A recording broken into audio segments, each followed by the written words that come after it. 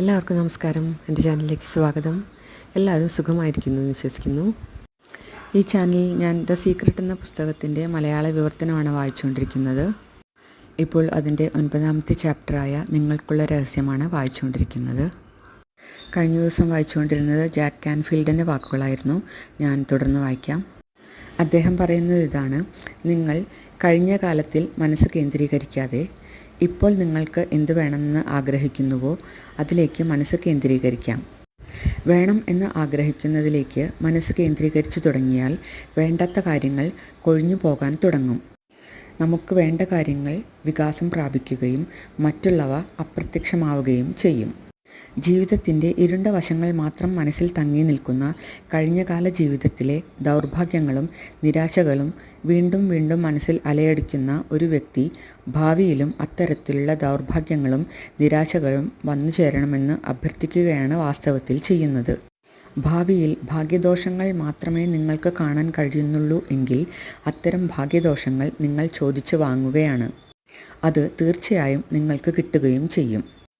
പ്രെൻറ്റിസ് മാൽഫോർഡിൻ്റെ വാക്കുകളാണ് മേൽ പറഞ്ഞത്. കഴിഞ്ഞ കാല ജീവിതത്തിലേക്ക് തിരിഞ്ഞു നോക്കിക്കൊണ്ട് അന്നത്തെ കഷ്ടതകളിൽ മനസ്സ് കേന്ദ്രീകരിച്ചുകൊണ്ടിരുന്നാൽ ഇപ്പോൾ നിങ്ങൾ അത്തരം കഷ്ടതകൾ നിറഞ്ഞ സാഹചര്യങ്ങളെ സ്വന്തം ജീവിതത്തിലേക്ക് വിളിച്ചു വരുത്തും. കഴിഞ്ഞു പോയത് എന്തോ ആകട്ടെ, വിട്ടുകളയുക. നിങ്ങൾക്ക് വേണ്ടി നിങ്ങൾ അത് ചെയ്യണം. കഴിഞ്ഞ കാല സംഭവങ്ങളുടെ പേരിൽ ആരോടെങ്കിലും പകയോ വൈരാഗ്യമോ മനസ്സിൽ വച്ചു പുലർത്തിയാൽ അതിൻ്റെ ദോഷം അനുഭവിക്കുക നിങ്ങൾ മാത്രമായിരിക്കും. നിങ്ങൾ അർഹിക്കുന്ന ജീവിതം സൃഷ്ടിക്കുവാൻ നിങ്ങൾക്ക് മാത്രമേ കഴിയൂ. വേണമെന്ന് ആഗ്രഹിക്കുന്ന കാര്യങ്ങളിലേക്ക് ബോധപൂർവം മനസ്സ് കേന്ദ്രീകരിക്കുമ്പോൾ, നന്മയുടെ വികാരങ്ങൾ നിങ്ങൾ പ്രസരിപ്പിക്കാൻ തുടങ്ങുമ്പോൾ ആകർഷണ നിയമം പ്രതികരിക്കും. ഒരു തുടക്കം കുറിക്കുക മാത്രമാണ് നിങ്ങൾ ചെയ്യേണ്ടത്.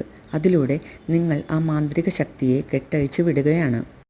ലിസ നിക്കോൾസ് പറയുന്നത് ഇങ്ങനെയാണ്: നിങ്ങളുടെ വിധി രൂപകൽപ്പന ചെയ്യുന്നത് നിങ്ങൾ തന്നെയാണ്. രചയിതാവ് നിങ്ങളാണ്. കഥ നിങ്ങൾ എഴുതുന്നു. പേന നിങ്ങളുടെ കയ്യിൽ തന്നെയുണ്ട്. കഥയുടെ പരിണാമം നിങ്ങൾ നിശ്ചയിക്കുന്നു. മൈക്കിൾ ബെർണാഡ് ബെക്വിത്ത് ഇങ്ങനെ പറയുന്നു: ആകർഷണ നിയമത്തിൻ്റെ ഏറ്റവും മനോഹരമായ ഗുണം ഇതാണ്: നിങ്ങൾക്ക് എവിടെ വേണമെങ്കിലും ആരംഭിക്കാം. യഥാർത്ഥ ചിന്തകൾ ചിന്തിച്ചു തുടങ്ങാം. നിങ്ങൾക്കുള്ളിൽ ശ്രുതിലയ സാന്ദ്രമായ സന്തോഷത്തിൻ്റെ വികാരങ്ങൾ സൃഷ്ടിക്കാം. ആകർഷണ നിയമം അതിനനുയോജ്യമായി പ്രതികരിക്കും. ഡോക്ടർ ജോ വിറ്റാലെ ഇങ്ങനെ പറയുന്നു: ഇപ്പോൾ നിങ്ങൾക്ക് വ്യത്യസ്തമായ ചില വിശ്വാസങ്ങൾ ഉണ്ടാവാൻ തുടങ്ങിയിരിക്കുന്നു. ഈ പ്രപഞ്ചത്തിൽ എല്ലാവർക്കും വേണ്ടതിലും അധികം ഉണ്ട്. എനിക്ക് പ്രായം കൂടി വരികയല്ല, ഞാൻ ചെറുപ്പമാവുകയാണ് എന്നൊക്കെ പോലെയുള്ള വിശ്വാസങ്ങൾ. ഇതിൻ്റെ ബാക്കി ഞാൻ അടുത്ത ദിവസം വായിക്കുന്നതാണ്. എൻ്റെ ചാനൽ സബ്സ്ക്രൈബ് ചെയ്യാതെ കാണുന്നവരുണ്ടെങ്കിലും സബ്സ്ക്രൈബ് ചെയ്യണേ. Thank you.